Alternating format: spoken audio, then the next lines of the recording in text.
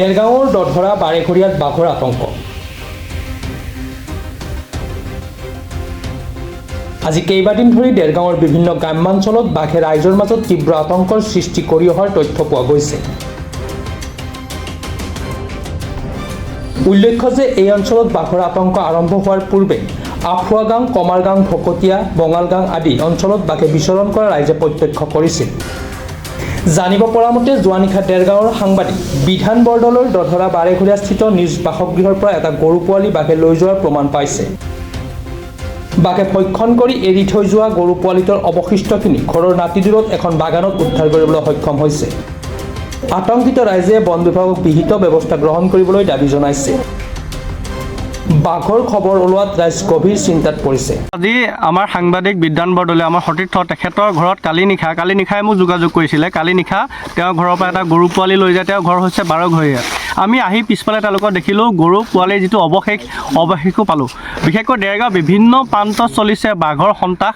আজি আমাৰ ঘৰৰ একদম নিচেই কাষতে বাৰঘৰীয়া আছে, তাতো পোহনীয়া জীৱ জন্তুক বাঘে আক্ৰমণ কৰিছে আৰু বিদ্যানদাৰ গৰাকীক 15 দিনীয়া এটা গৰু পোৱালি বাঘে লৈ যায়। বিশেষকৈ কৃষিজীৱী এটা পৰিয়ালৰ পৰা যেতিয়া গোধন এটা অনিষ্ট হয়, পৰিয়ালটো আৰ্থিকভাৱে একদম দুৰ্বল হৈ পৰে আৰু পৰিয়ালটো আজি ভাগি পৰিছে। আমি পৰিয়ালটোৰ ওচৰত এষাৰ মাত লগাবলৈ আহিছোঁ। লগতে এই অঞ্চলৰ সকলো কৃষিজীৱী ৰাইজ আমি পোনে বন বিভাগক অনুৰোধ জনাইছোঁ যাতে বাঘটো ধৰাৰ ব্যৱস্থা কৰক। এই সময়ত আমি যিমান দূৰ গম পাইছোঁ জেলেহোৱা গাঁৱত বাঘৰ পোৱালি পৰ্যন্ত মানুহে দেখিছে। আমাৰ গোহালিৰ পৰা এটা গৰু পোৱালি 13 দিন হৈছিলে জগা লৈ গ'ল আৰু বাকী থকা মাকহঁতে ৰচা ছিঙি ঢাপলি মেলি ৰাতি জেলি তেলি ভাগিল। এতিয়া অৱশিষ্টখিনি ক'ত পাইছে?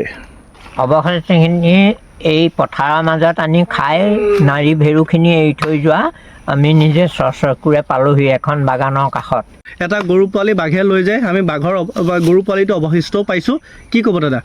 নিশা 11:25 হৈছে। এটি গোহালিত গিৰিপকৈ যিটো উঠি যায় এটা শব্দ আৰু মৰ চিঞৰ বুলি কয়, যিটো গৰু পোৱালিত খুব চিঞৰ শুনিলোঁ। চিঞৰ শুনি পেলাই মই বাহিৰলৈ ওলাই আহিলোঁ।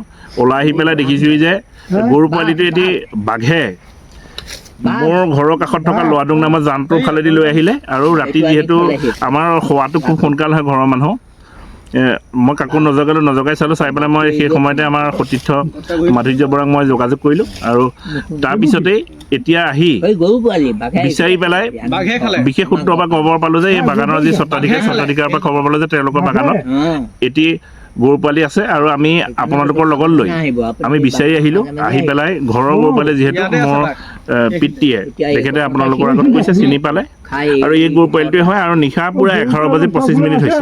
মই তাৰপিছত বন বিভাগৰ লগত যোগাযোগ কৰিবৰ কাৰণে মাধুৰ্য বৰাক অনুৰোধ জনালোঁ আৰু আজি বন বিভাগে আমাৰ আশ্বাস দিছে যে আহিব। আৰু এইখিনিতে এটা কথা ক'ব লাগিব যে আমাৰ জেগাবিলাক শান্তিপ্ৰিয় জেগা, য'ত কেৱল মাত্ৰ বান্দৰৰ সমস্যা আছে, চোৰ নাই, ডকাইত নাই, খুব শান্তিৰে আমাৰ থকা জেগা। এই জেগাবিলাকত যদি বাঘৰ আতংক হয় আমি খুব চিন্তিত হৈ পৰিব লাগিব। সেইকাৰণে আৰু আমাৰ গোধন বা ছাগলী প্ৰায়বোৰ বাহিৰতে থাকে মানুহৰ ঘৰত। আৰু এটা কথা দেখা যায় যে আমি কৰ্মসূত্ৰে যিহেতু আমি দেৰগাঁৱত থাকোঁ, তাৰপৰা আমি আহোঁতে নিশা পলম হয় বহুত। এতিয়া ৰাইজে কৈছে যে যদি চিন্তিত হৈ পৰিবলগীয়া বিষয় হৈছে যিহেতু মোৰ ঘৰৰ পৰাই এয়া হৈছে। সংবাদ মাধ্যমৰ এজন ব্যক্তি হিচাপে বিভিন্ন ক্ষেত্ৰত বাতৰি কৰিছোঁ, ভালুকেই হওক বাঘেই হওক, কিন্তু এইবাৰ নিজৰ ঘৰত এয়া স্বচক্ষুৱে প্ৰত্যক্ষ কৰিছোঁ আৰু নিজে মই শব্দ শুনিছোঁ।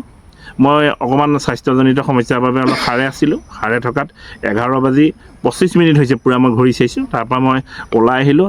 ওলাই আহি দেখিছোঁহি তেতিয়া সেই সময়ত ভিডিঅ' কৰিব পৰা বা তেনেকুৱা এটা অৱস্থা নাই, যিহেতু অকলে ওলাই আহিছোঁ। আৰু এতিয়া আপোনালোকৰ লগত আহি যিহেতু আহি পেলাই আমি বাগানৰ মাজত সেই গৰু পোৱালিটোৰ যি অৱশিষ্টখিনি বাঘে এৰি থৈ যোৱা অৱশিষ্টখিনি পাইছোঁ। আৰু আপোনালোকে যিহেতু মোতকৈ বেছি বাঘৰ বাবতি কৰি আছে আৰু বিভিন্ন ক্ষেত্ৰত বাঘে এৰি থৈ যোৱা যিসমূহ অৱশিষ্ট সেই অৱশিষ্টখিনি দেখিছে। আপোনালোকে নিজেও কৈছে যে এয়া বাঘে খোৱাৰ লক্ষণেই হয় আৰু বাঘৰ যিটো খোজ সেয়াও আপোনালোকে নিজে দেখিছে।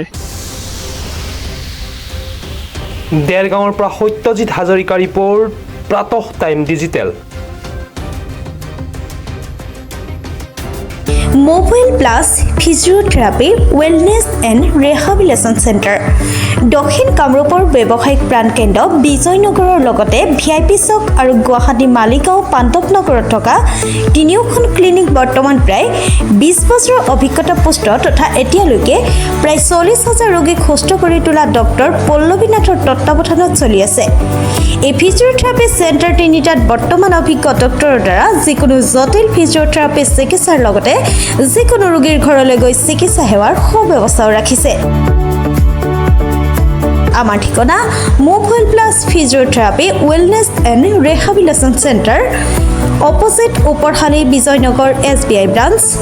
আমাৰ VIP চকৰ ঠিকনাটো হ'ল VIP chowk near VIP bus stop Borjhar Guwahati.